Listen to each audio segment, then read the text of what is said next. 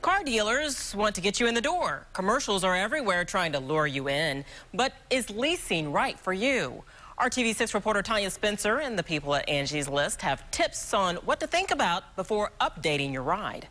For many people, leasing a new car can be more attractive than buying new. When we compared both costs, we realized that we were better off leasing, and again, considering the fact that we only wanted it for a short period. Some auto experts estimate the value of a new car drops 20% the second you drive it off the lot.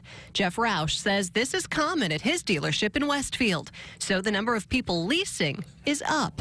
We run anywhere right now from 40 to 50% lease of all our new vehicles. Lease payments are usually lower than loan payments. You could be paying between $160 to well over $1,000 for 36 months. Remember that when you're leasing, you're going to get a new car every few years, but you're always going to have a car payment, even though your car payment's probably less than if you were buying the car. If I ever have anybody disgruntled with a lease, it's because they way underestimated their miles.